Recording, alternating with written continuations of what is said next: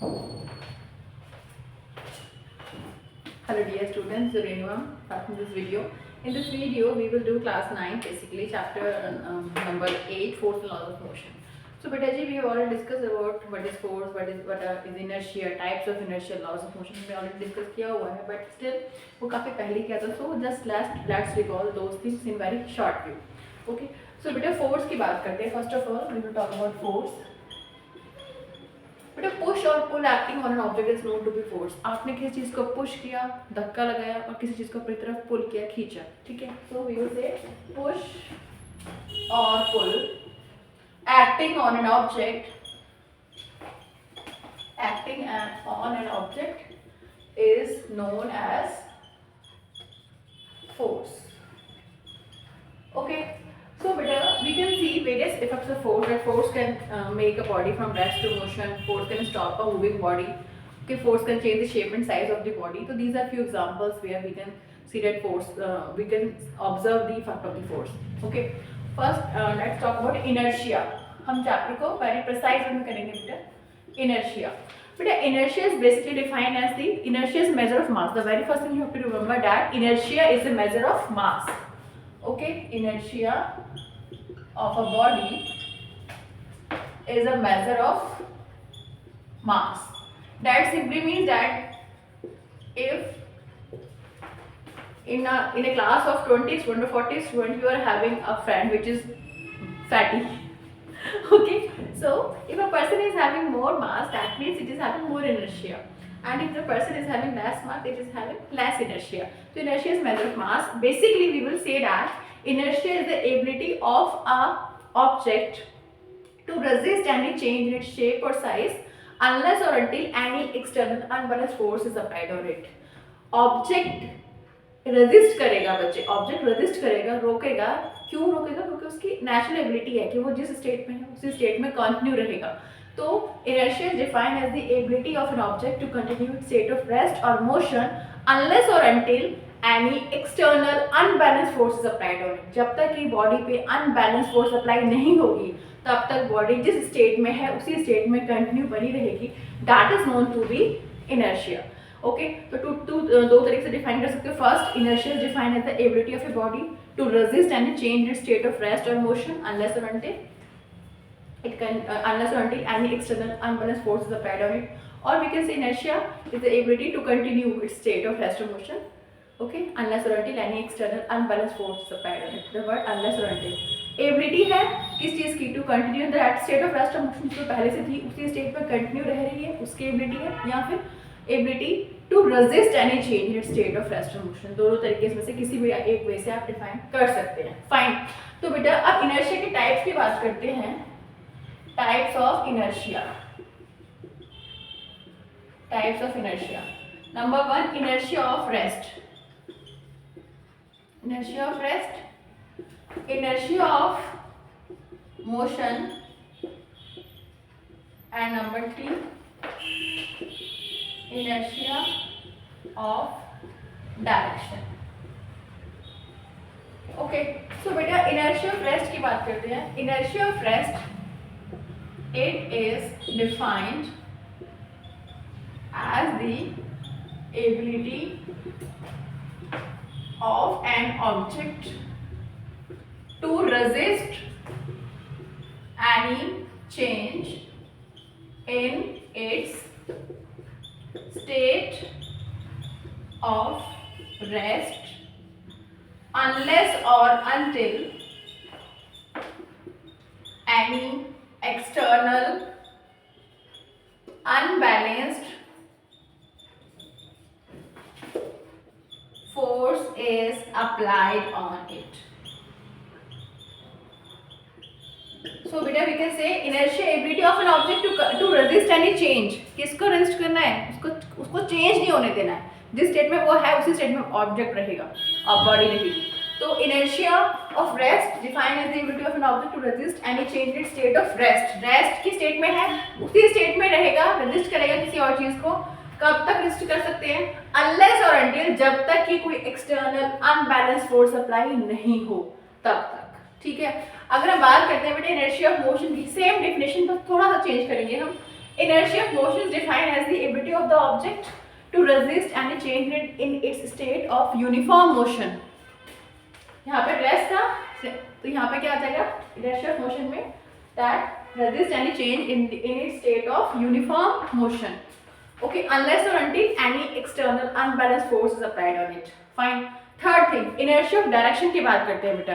तो inertia of direction में simply defined as the ability of the object to resist any change in its direction of motion along a straight line unless or until any external force is applied on it. Okay, simple सी बात है बेटा. Suppose you are standing in ground with a football. Football रखा आपने, अपने foot से उसे hit किया. पहले फुटबॉल किस में थी? रेस्ट में थी. आपने फुट से उसे हिट किया. जब आपने फुट से बॉल को हिट किया तो उस केस में क्या होगा? पहले रेस्ट में थी. तो फुटबॉल की एबिलिटी क्या थी कि वो रजिस्ट करे किसी भी उस चीज को जो उसको रेस्ट से मोशन लेके आ रही है. तो वहां पे हमारा जो एक्सटर्नल फोर्स था वो मोर था. If external force is more, obviously external force more है, दैट मींस वो कौन सा फोर्स है बेटा? अनबैलेंस्ड फोर्स हो गया ना, ज्यादा हो गया. तो unbalanced force is there, that's why the ball will move. जब तक कि आप लोग फोर्स हल्के से लगाए, बॉल विल नॉट मूव. ठीक है, बॉल मोशन में है, आपको उसे रोकना है तो obviously you have to apply external unbalanced force. Ball motion में एक पर्टिकुलर डायरेक्शन में मूव कर रही है, आपने हिट के दूसरे एंगल से और बॉल की डायरेक्शन चेंज हो गई, तो वहां पे भी आपने क्या अप्लाई किया? External unbalanced force. Clear? So simply we can say we are having three types of inertia: inertia of rest, inertia of motion, inertia of direction. Simply you are sitting inside a bus. School बस में आप बैठे हैं बेटा जी. इन that case जैसे बस start होती है तो initially your feet are in contact with the floor of the bus. तो पहले वो रेस्ट से मोशन में आए, देन यू फील जर्क, आपको झटका लगा. सिंपली वहां पे कौन सा है? Inertia of rest. जिस स्टेट में आप पहले होते हैं वो वाला इनर्शिया लगेगा. ठीक है, तो इनर्शिया ऑफ रेस्ट सिंपली जब बस स्टार्ट हुई, बस मोशन में है, एकदम से ड्राइवर ने ब्रेक अप्लाई किया, या फिर एकदम से बिना ऐसे ड्राइवर ने ब्रेक अप्लाई किया, तो उस केस में there will be inertia of motion. क्योंकि पहले आप मोशन में हैं, आप बस के अंदर बैठे हैं स्टिल और बस इज मूविंग, तो यू आर इन मोशन. तो उस केस में जैसे ही ड्राइवर ने ब्रेक अप्लाई किया तो अगेन आपको जर्क फील हुआ, तो वहाँ पे हमारे पास में इनर्शिया ऑफ मोशन आएगा बेटा जी. क्योंकि हम पहले मोशन के स्टेट में थे और यहाँ एंगल वाले केस में जब से आप डायरेक्शन ऑफ मोशन चेंज करते रहते हैं तो वहाँ पे इनर्शिया ऑफ डायरेक्शन आएगा. फर्स्ट लॉ की बात करते हैं. When we talk about Newton first law of motion is known to be law of inertia. ठीक है बेटा, तो फर्स्ट लॉ को हम लॉ ऑफ इनर्शिया भी कहते हैं. सिंपल सा लॉजिक है, क्यों कहेंगे फर्स्ट लॉ को लॉ ऑफ इनर्शिया? क्यों कहा जाएगा बेटा जी?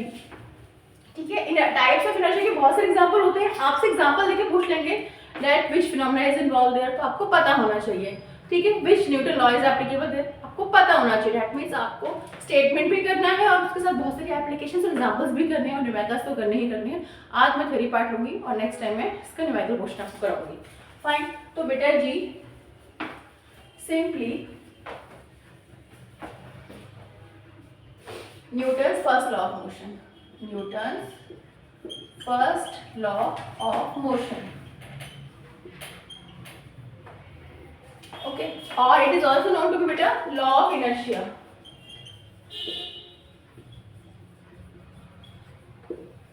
Law of inertia. Okay, Newton's first law of motion. It states that an object continues its state of rest or uniform motion along a straight line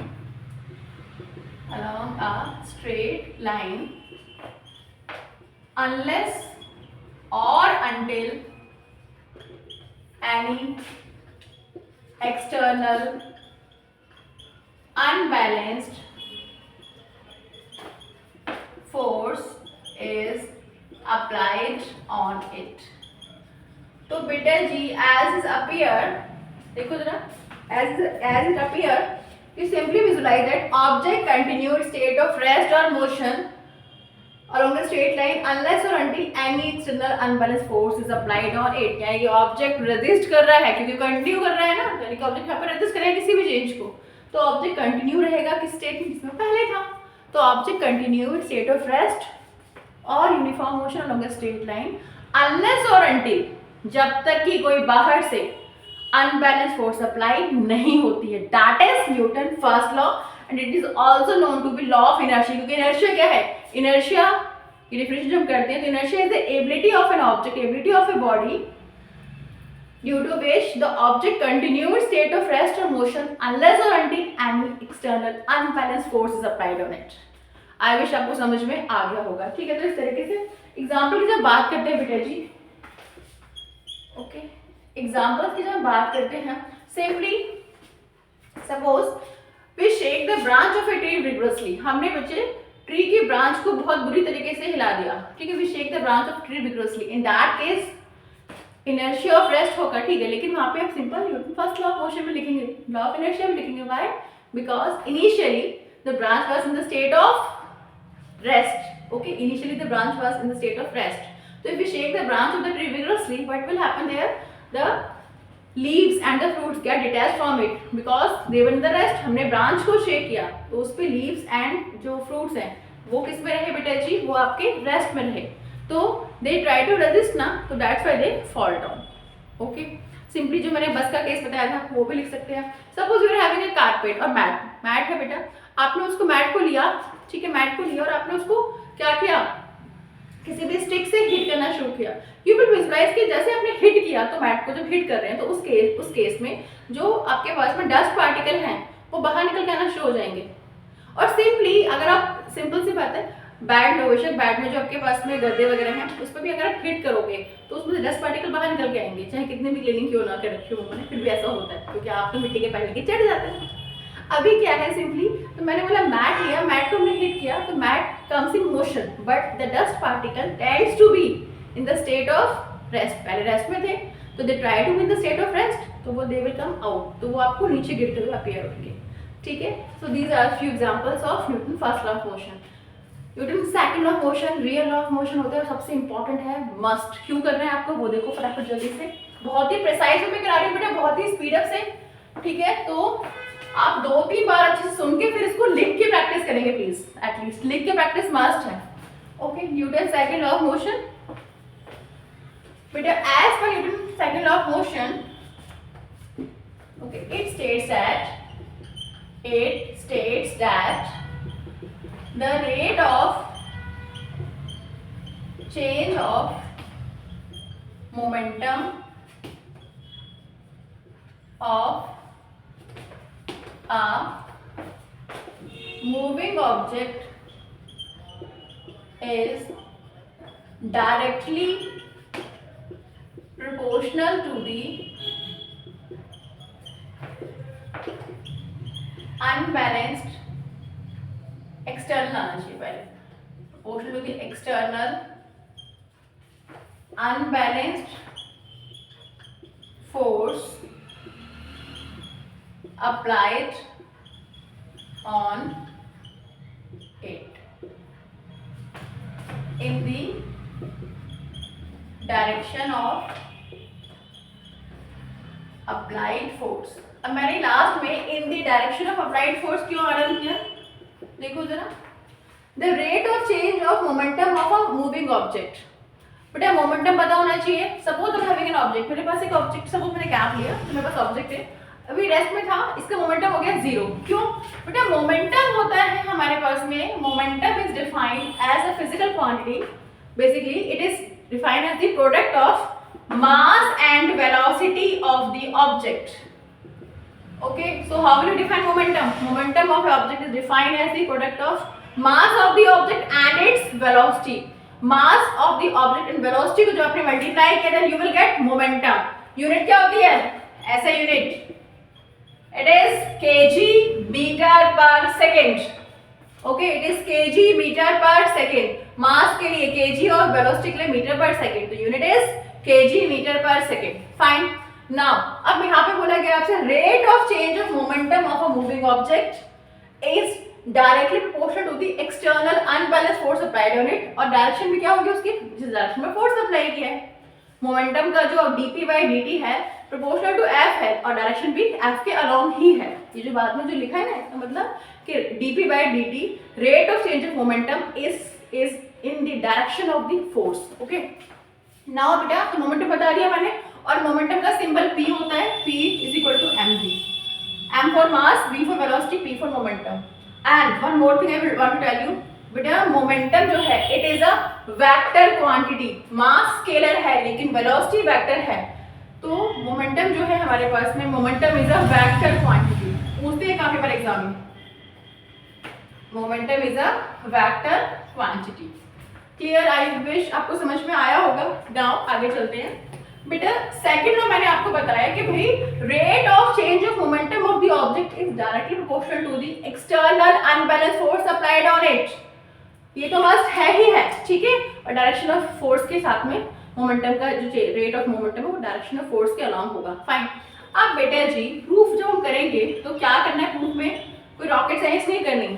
statement कह रही है dp by dt proportional to f. This f is external unbalanced force. dp by dt, बेटा p बताया था मैंने momentum, dp means change, जिसके आगे भी d लग गया छोटा सा इस तरीके से, d या डेल्टा का सिंबल लग गया, वो होता है चेंज। तो dp is change in momentum and dt is time interval. So initially हम आपसे कह रहे हैं at time zero, initially time zero, तो बेटा वेलोसिटी इज u, तो मोमेंटम इनिशियल मोमेंटम कितना हो जाएगा mu at time t, velocity become v, momentum final momentum become mv। Okay, that means change in momentum कितना आएगा बेटा यहाँ पे, change in momentum is equal to dp is equal to pf minus pi, final momentum minus initial momentum. Okay, तो कितना आएगा बेटा जी, dp आ जाएगा यहाँ से mv minus mu, dp mv minus mu आ गया बेटा। टाइम इंटरवल कितना हुआ, कितने टाइम में मोमेंटम चेंज हो रहा है, time interval is equal to dt is equal to final time minus initial, तो अगेन ये भी कितना आएगा t। तो मेरे पास dt की वैल्यू आ गई t, dp की आ गई mv minus mu। Okay, now ये आ गया we have, इसकी बात करें बेटा dp by dt proportional to f, that means f proportional dp by dt, इसको ऐसे भी लिख सकते हैं। To remove this proportionality sign, I will put a constant that is equal to k, तो बेटा f is equal to k dp by dt, ठीक है। k जो है that is your proportionality constant. Now if k is equal to 1, scientists have proved it's definitely sure that k is equal to 1 here. So बेटा जी f is equal to dp by dt है, because put किया हमने k is equal to 1, k को 1 किया, f dp by dt, that means f is equal to dp is change in momentum, तो बेटा जी mv minus mu, dt is time interval, t minus 0 कितना था t। now आप क्या करेंगे वो देखो, f is equal to, बेटा m कॉमन आ रहा है, m हमारा कॉमन आ जाएगा v minus u upon t।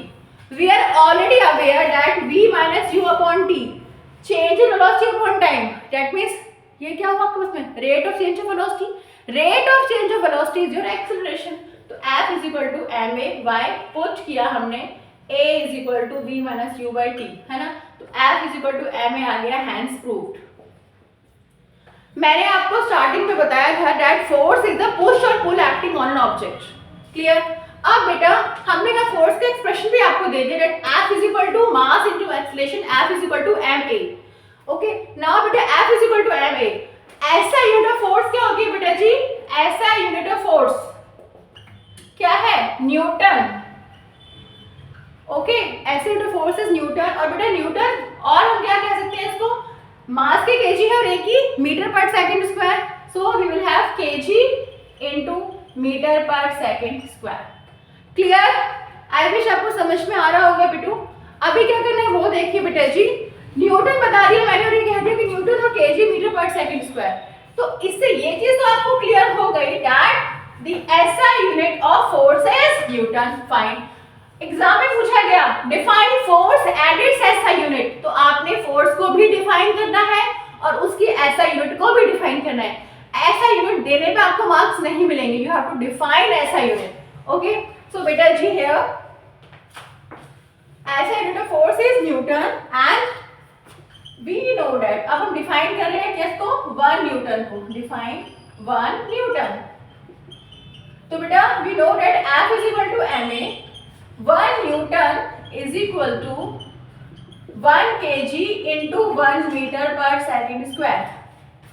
1 newton is equal to 1 kg into 1 metre per second square. Okay, then define कैसे करेंगे बेटा इसको?